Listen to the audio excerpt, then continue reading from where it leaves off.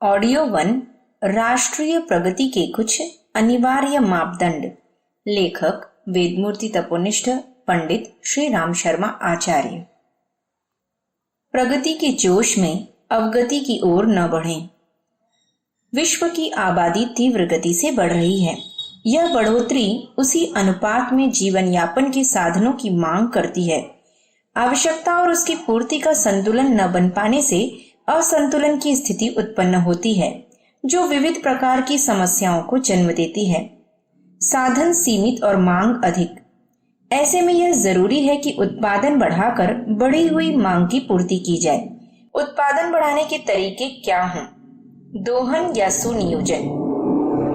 यह प्रश्न स्थायी हल चाहता है। एक तरीका तो यह हो सकता है कि पृथ्वी को कृत्रिम रासायनिक खादों की शराब पिलाकर उसका अधिकाधिक दोहन कर लिया जाए और कुछ समय बाद उसे बंजर स्थिति में पहुंचा दिया जाए।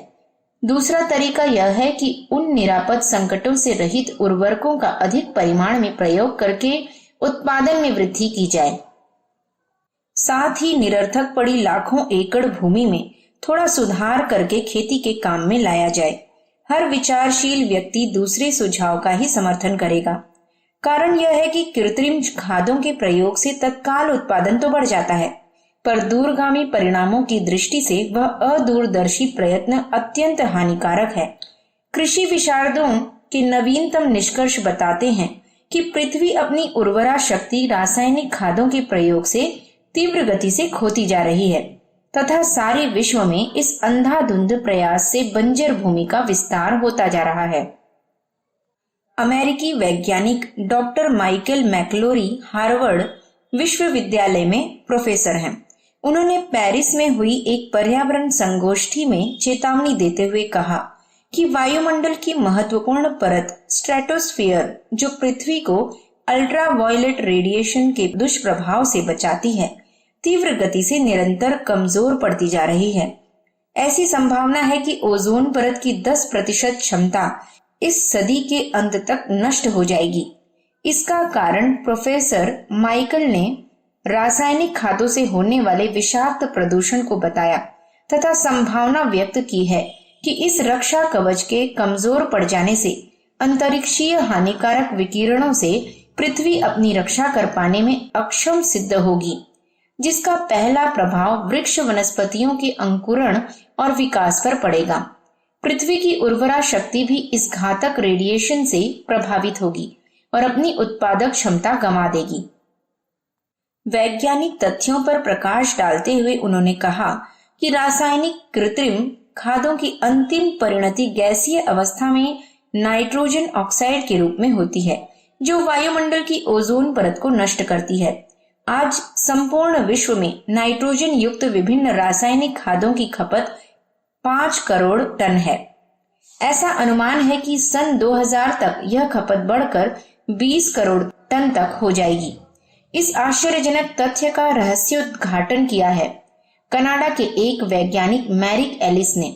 उनका कहना है कि इकोलॉजी चक्र के कितने ही पदार्थ घटक हैं, उनका उपयोग खादों में किया जाना संकटों से रहित है तथा पृथ्वी की उर्वरता को भी स्थायी रूप से बढ़ाते हैं। उदाहरणार्थ, पशुओं के गोबर, मल मूत्र एवं पत्ते कचड़े से बनी खाद के प्रयोग से किसी प्रकार का खतरा नहीं है। अपने प्रतिपादन के समर्थन में वे कहते हैं कि आदिकाल से ही कृषि कार्य में इन खादों का उपयोग होता रहा है, पर कभी भी इस प्रकार के संकट का सामना नहीं करना पड़ा जैसा कि वर्तमान समय में प्रस्तुत हुआ है। ओजोन लेयर के क्षतिग्रस्त होने से न केवल पृथ्वी की उर्वरता नष्ट होगी, वरन प्राणियों का जीवन भी खतरे में पड़ जाएगा।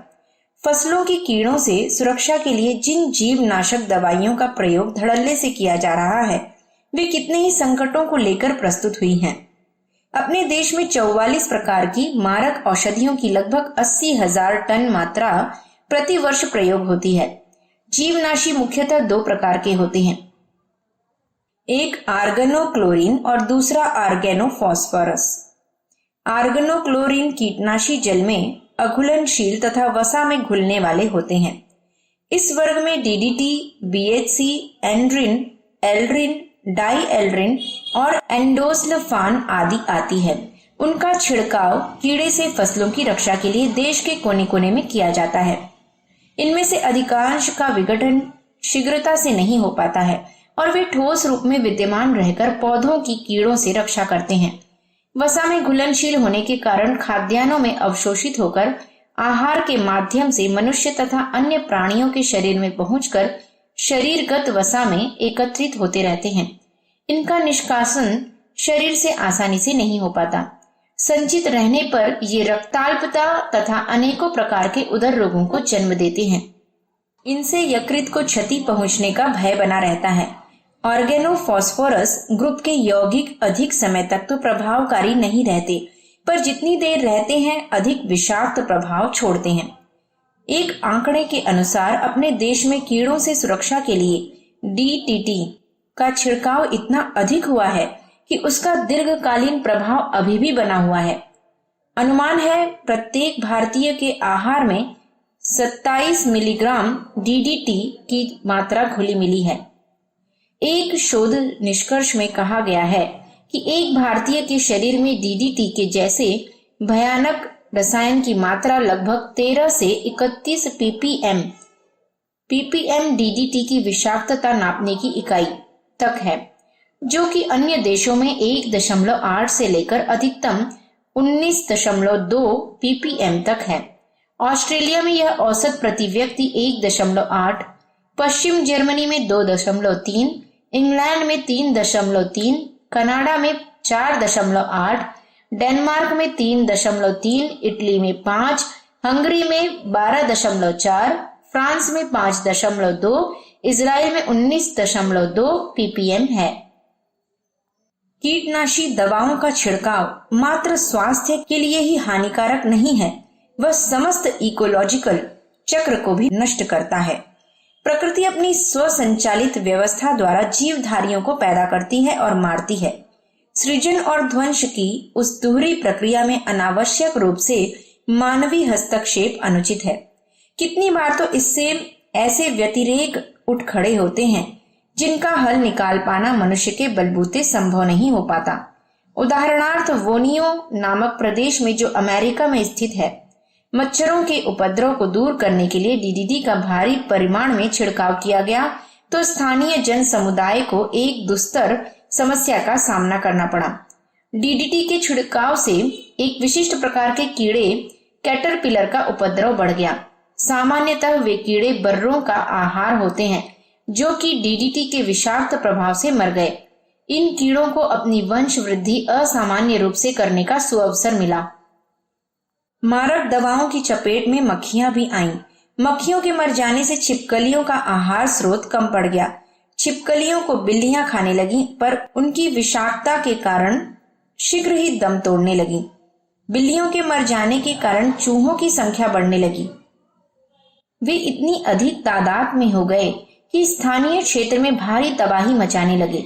अंततः स्थिति विस्फोटक होते देखकर अमेरिका सरकार द्वारा अधिक संख्या में चूहों की नस्ल समाप्त करने के लिए बाहर से बिल्लियों का आयात करना पड़ा।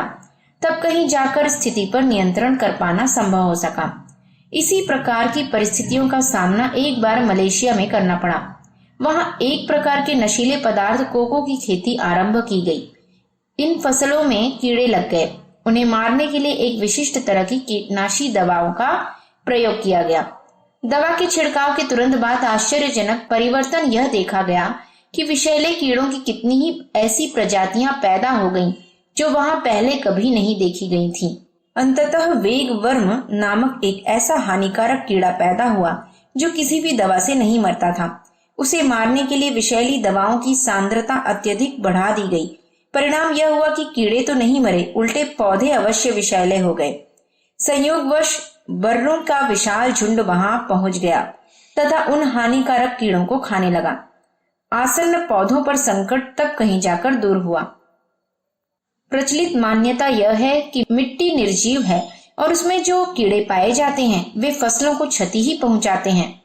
अंशतः तो यह बात सही है, पर कृषि विज्ञान के नवीनतम शोध निष्कर्षों के अनुसार हानि पहुंचाने वाले कीड़े मकोड़ों की अपेक्षा मिट्टी में उन कीड़ों की अधिकता होती है जो फसलों के लिए लाभकारी हैं तथा मिट्टी को उर्वरा बनाते हैं।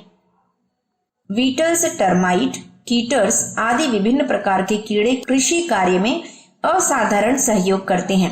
कृषि कार्य में प्रयोग की जाने वाली आधुनिक मारक दवाएं इन कीड़ों को लाभकारी तथा हानिकारक में बिना भेदभाव किए हुए नष्ट कर डालती हैं। फलस्वरूप कृषि में सहयोग देने वाले उपयोगी कीड़े मकोड़ों के अमूल्य योगदान से भी वंचित रह जाना पड़ता है। यह हानि इतनी बड़ी है कि जिसकी आपूर्ति अन्य किसी भी कृत्रिम तरीके से नहीं हो सकती। दी साइलेंट स्प्रिंग नामक पुस्तक के लेखक रिचार्ड कास्टसन इकोलॉजी शास्त्र के प्रख्यात विद्वान हैं। पुस्तक में वे लिखते हैं कि दवाओं के छिड़काव से नन्हे कीड़े मकोड़ों की सृष्टि तेजी से विलुप्त हो रही है। फलस्वरूप उन पर निर्भर रहने वाले पक्षियों का अस्तित्व भी खतरे में पड़ गया है। कितने ही ऐसे पक्षी जिनका वनस्पतियों फूलों के परागण में परोक्ष किंतु महत्वपूर्ण योगदान है, पक्षियों के नष्ट होने से वनस्पतियों का जीवन भी संकट में पड़ सकता है। उल्लेखनीय है कि जो देश जितने पिछड़े हैं उन्होंने ही अधिक विषैले रसायनों का प्रयोग किया है। फलस्वरूप उसी अनुपात में वह विष मानवीय शरीर में घुलता मिलता गया है तथा कितने ही शारीरिक एवं मानसिक रोगों को जन्म दे रहा है। बौद्धिक पिछड़ेपन एवं अशिक्षा के कारण पिछड़े देशों के कृषक उतने जागरूक भी नहीं हैं कि मारक औषधियों के दूरगामी दुष्परिणामों से सतर्क हो सकें। भारतवर्ष कृषि प्रधान देश है। पशुपालन को कृषि का सदा से अभिन्न अंग समझा जाता रहा है। पशुओं के बहुमुखी उपयोग के कारण उन्हें भौतिक समृद्धि में अत्यंत महत्वपूर्ण घटक माना जाता रहा है।